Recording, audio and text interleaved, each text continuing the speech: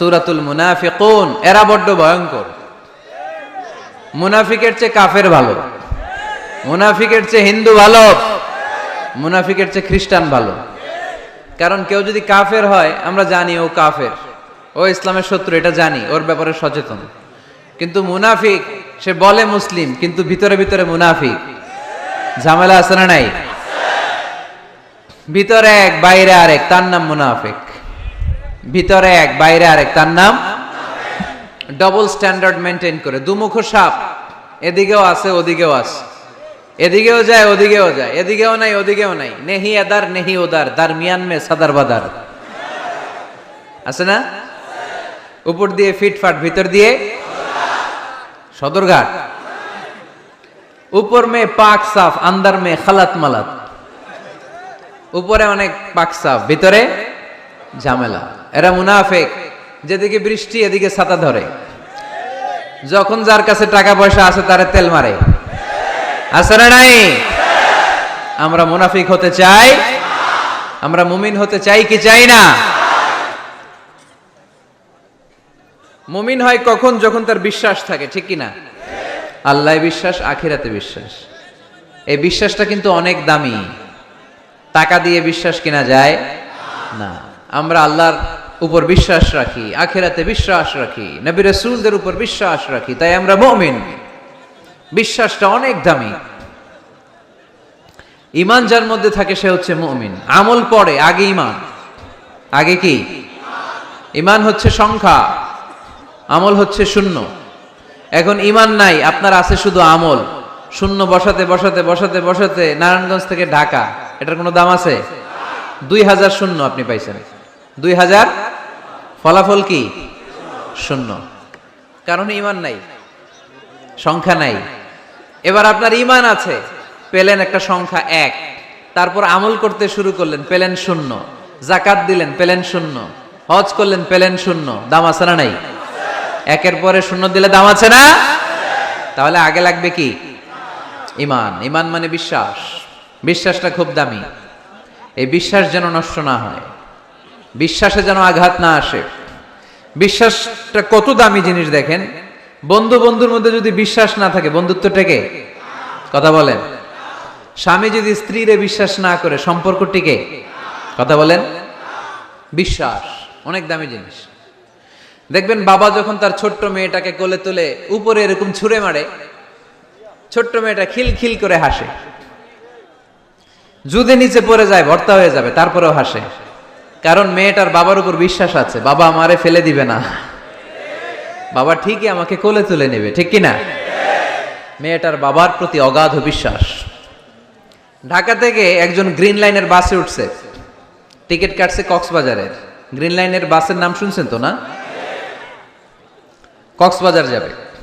Bag tag নিয়ে বাসে উঠেই দেখবেন অনেক হাই প্রোফাইলের লোকেরা ল্যাপটপ নিয়ে, টাকা পয়সা নিয়ে বাসের উপরে ব্যাগ রেখে আরামসে ঘুম দিচ্ছে। বাইরে প্রচন্ড বৃষ্টি, তার কোনো টেনশন নাই।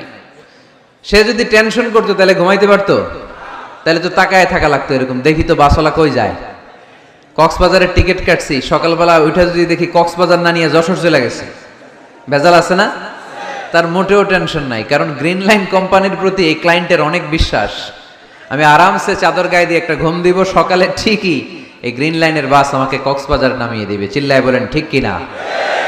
তার মানে বিশ্বাসটা অনেক জরুরি। বিশ্বাসে মিলায় বস্তু, তর্কে বহুদূর। এজন্য আমরা বিশ্বাসী হতে চাই। আমরা কি হতে চাই? আর বিশ্বাসীদের নামে এই সূরাটা ডেডিকেট করলেন কে?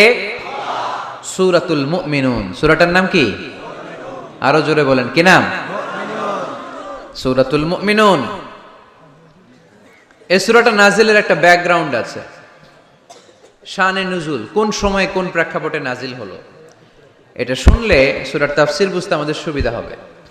আল্লাহ রাসূল সাল্লাল্লাহু আলাইহি ওয়াসাল্লাম সাহাবাদের নিয়ে বসা, হঠাৎ করে ওমরে ফারুক মৌমাছির আওয়াজ শুনতে পেলেন, বন বন বন বন আওয়াজ। হাদিসটা এসেছে মুসনাদ ইবনে আহমদ ইবনে হাম্বালে, সুনানে তিরমিজিতে।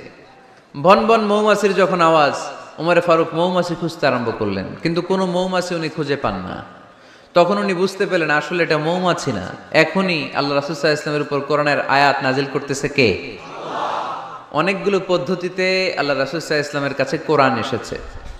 আমরা তো মাগনা মাগনা কোরআন পাইছি, সুন্দর করে এমদাদিয়া কোম্পানি ছাপাই দিছে, আব্বা কিনা বাসায় নিয়ে আসছে, এবার আমি রমজান মাসে কোরআনের খতম দেই।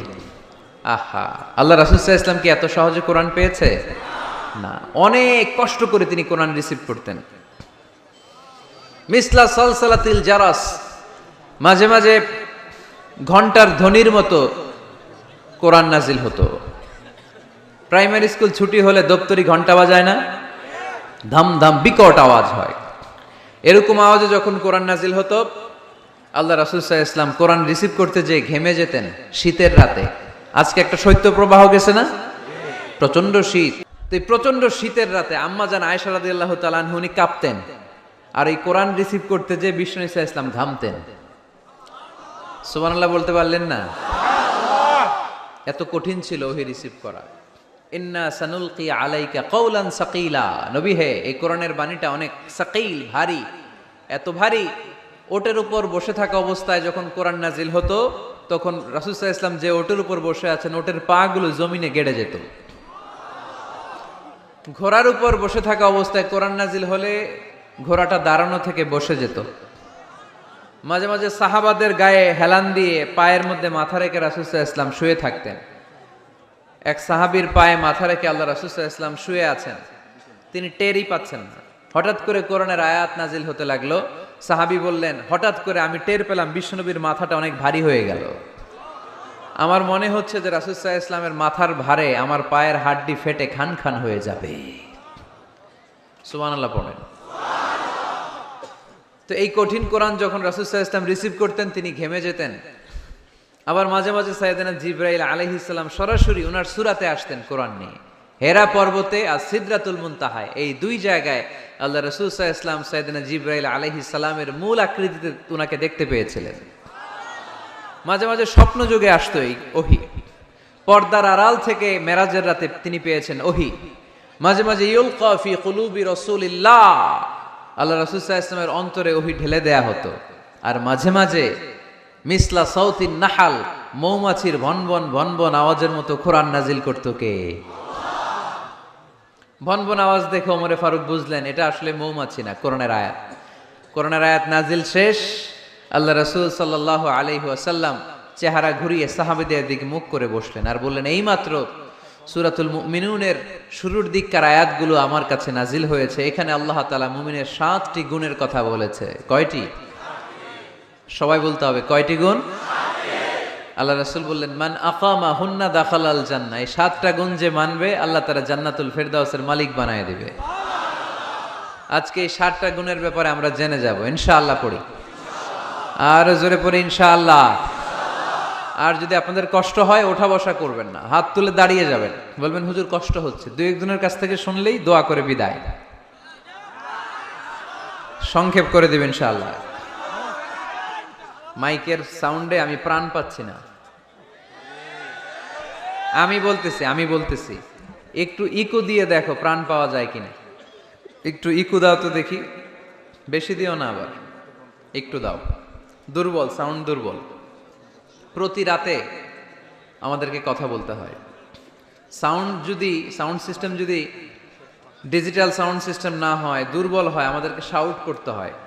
একদিনের জন্য শাউট করে আমার গলা ভাঙলে আমার জীবন ধন্য, সমস্যা নাই। কিন্তু আমার তো একদিন না। নোয়াখালীর লোকেরা কয়, হুজুর আন্নে গো একদিন, আঙ্গ ব্যাগ দিন। মানে আপনাদের একদিন হলো আমাদের ব্যাগ দিন, মানে প্রতিদিন। কি হয়েছে? সাপ কই? বসো বসো। তাহলে মুমিনের কয় গুণ?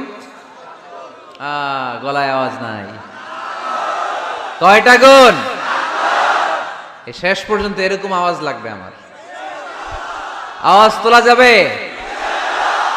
মাশাআল্লাহ। 7টা গুণ আজকে আমরা শুনবো। আল্লাহ শুরু করছেন, قد أفلح المؤمنون الذين هم في صلاتهم خاشعون, সফল হয়েছে তারা ঈমান এনেছে যারা। কার কথা? সফলতার মানদণ্ড আল্লাহ দিয়েছেন ঈমান। আপনি যদি টাকাওয়ালা হন আপনি সফল না, যদি ঈমান না থাকে, ঠিক কিনা? আপনি যদি ক্ষমতাওয়ালা হন আপনি সফল না, যদি ঈমান না থাকে, ঠিক কি না? আপনি অনেক বড় সেলিব্রিটি কিন্তু ঈমান নাই, আল্লাহর মানদণ্ডে আপনি সফল না, ঠিক কি না? এজন্য আল্লাহ বলেছেন সফল হয়েছে তারা ঈমান এনেছে। আমি বলবো সফল হয়েছে তারা, আপনারা বলবেন ঈমান এনেছে যারা। আওয়াজ তুলে বলেন সফল হয়েছে কারা? যারা ঈমানদার তারা সফল। কদ আফলাহাল মুমিনুন, successful indeed are the believers. তারাই সফল যারা ঈমানদার। তবে যেন ঈমানদার নয়, তাদের 7টা বৈশিষ্ট্য থাকা চাই। কয়টা? 1 নম্বরে আল্লাহ বলছেন আল্লাযীনা হুম ফি সালাতিহিম খাশিউন, তারা যখন সালাতে দাঁড়ায় দিন দুনিয়ার হুঁশ থাকে না, তারা ভীত সন্ত্রস্ত হয়ে আল্লাহর দিকে রুজু হয়ে সালাত আদায় করে। নামাজে যখন দাঁড়াবো দুনিয়ার কোনো হুঁশ জ্ঞান আমাদের থাকতে পারবে? আমাদের হুঁশ থাকবে একদিকে, তিনি কে? সালাতে কায়েম করো, সালাতে কায়েম করো, হবে সম্মানী তুমি, হবে জান্নাতি তুমি, হবে সম্মানী তুমি, হবে জান্নাতি তুমি। দিবে কাল হাসরে শীতল ছায়া আরশে আজিম, রাব্বিয়াল আলা রাব্বিয়াল আযীম। পড়েন রাব্বিয়াল আলা রাব্বিয়াল আযীম। আলহামদুলিল্লাহ। আল্লাযীনা হুম ফি সালাতিহিম খাশিউন। শুরু হয়ে গেল মুমিনদের 7টি বৈশিষ্ট্যের আলোচনা। 1 নম্বর বৈশিষ্ট্য হচ্ছে মুমিনরা যখন নামাজে দাঁড়ায় দিন দুনিয়ার হুঁশ থাকে না, তাদের চিন্তা তাদের ধ্যান চলে যায় একদিকে, তিনি কে? সাইয়েদনা আলী রাদিয়াল্লাহু তাআলা আনহু যুদ্ধের ময়দানে মারাত্মকভাবে জখম হলেন, আহত হলেন। পায়ের ভেতরে জিহাদের ময়দানে তীর ঢুকে গেল, তীর কেউ টেনে বের করতে পারে না, এতটাই জখম হয়েছে। তীর ধরে টান মারলে তিনি চিৎকার মারে। বিশ্বনবী দেখলেন অবস্থা বেগতিক। আল্লাহর হাবিব বললেন তীর ধরে টানাটানির দরকার নাই, যেহেতু টান মারলে ব্যথা পায়, ছেড়ে দাও, আজান দাও। বেলাল তুমি আজান দাও, একামত দাও। এক সাহাবীরে বললেন আমি যখন নামাজে দাঁড়াবো, আলী যখন নামাজে দাঁড়াবে, নামাজরত অবস্থায় তুমি তোমার নিজের দায়িত্বে আলীর পায়ের ভেতর থেকে তীরটা টেনে বের করে ফেলবা।